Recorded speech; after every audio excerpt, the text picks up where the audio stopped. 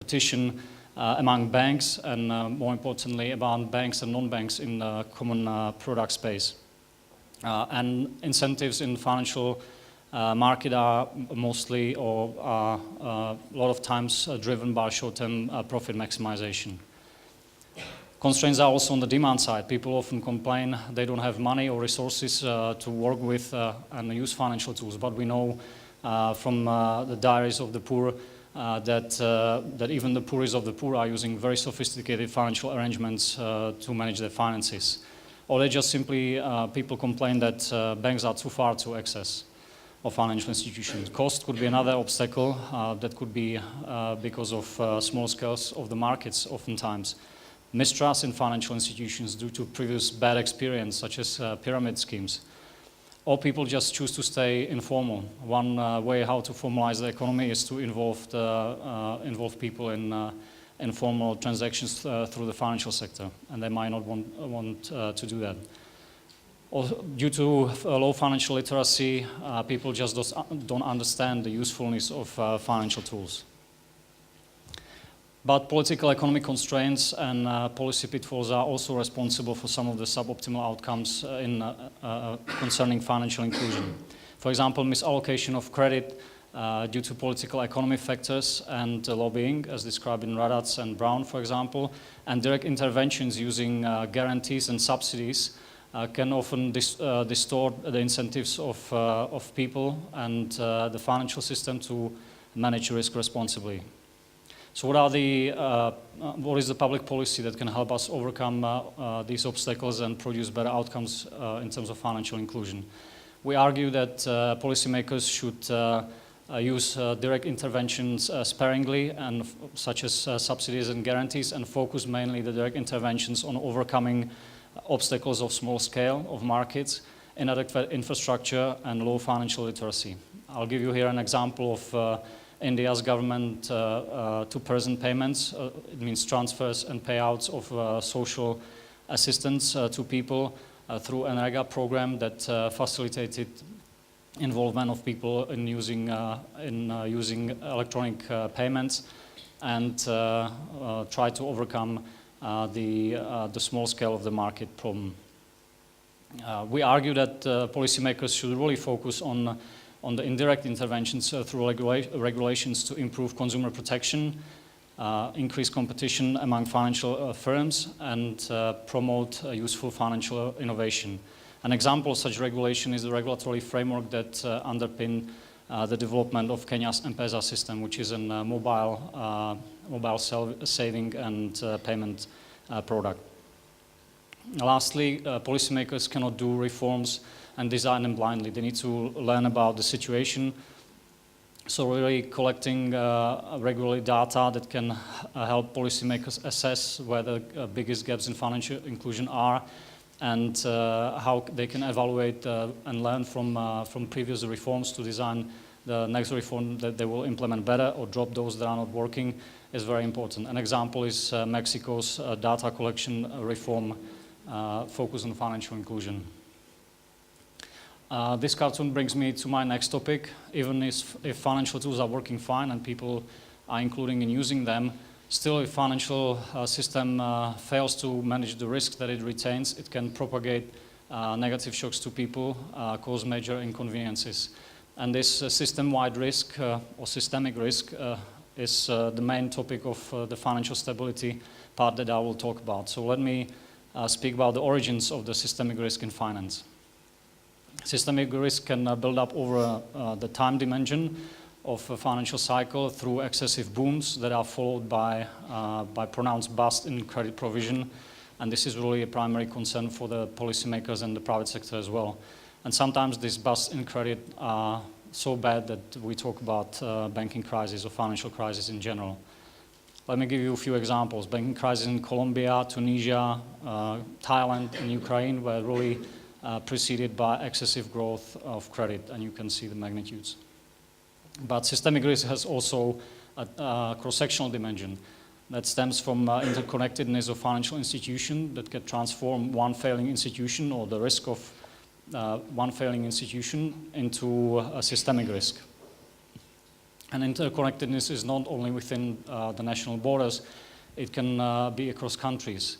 And an example of such a systemic event was the withdrawal of liquidity by parent banks in 2009 from Southeastern Europe. That was only contained through a public-private partnership under the Vienna Initiative. So what can we do with public policy to improve systemic risk management?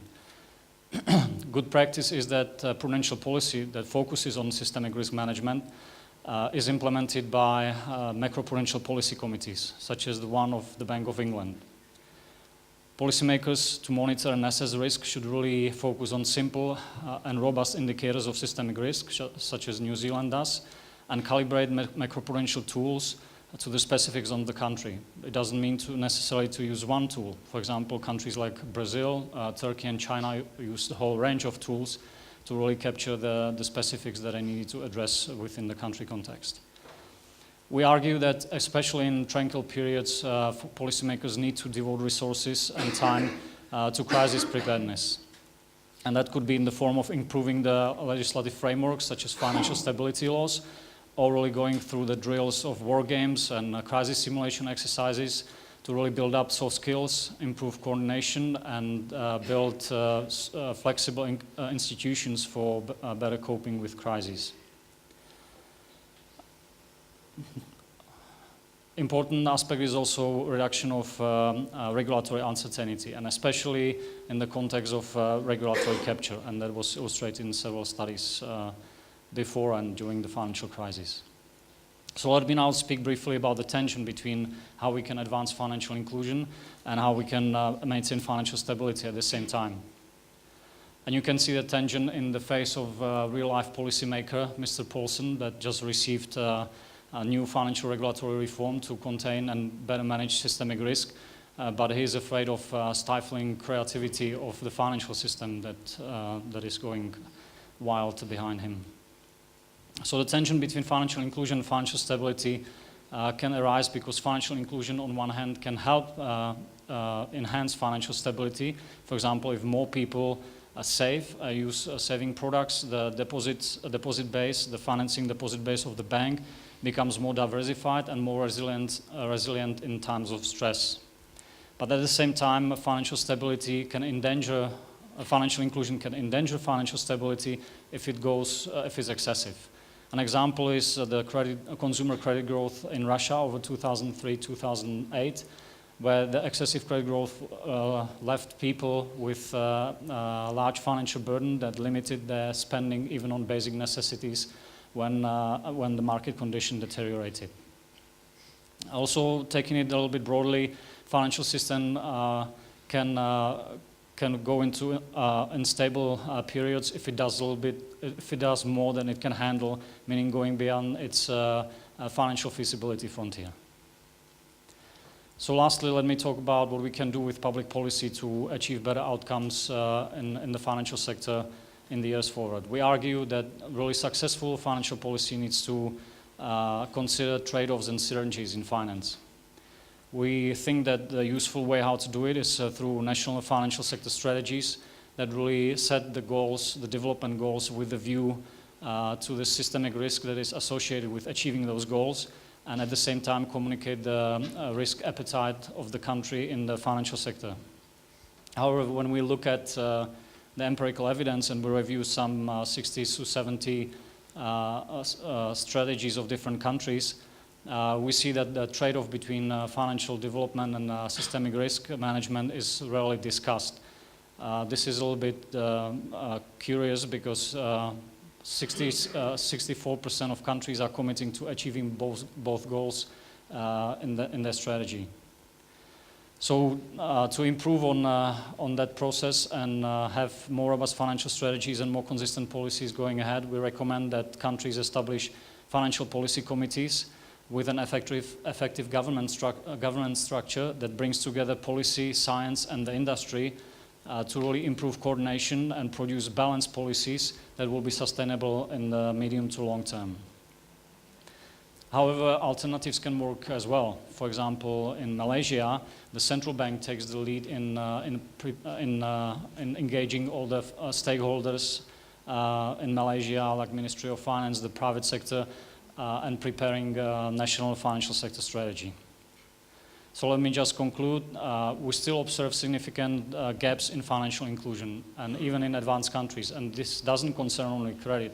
We have to think more broadly. It's also savings, insurance, electronic payments, capital market instruments. We've learned the hard way that mismanaged systemic risk can really result in costly crises. But if we want to really fulfill both objectives of financial inclusion and financial stability, it is a complex task. And it is a complex task because of various policy trade-offs.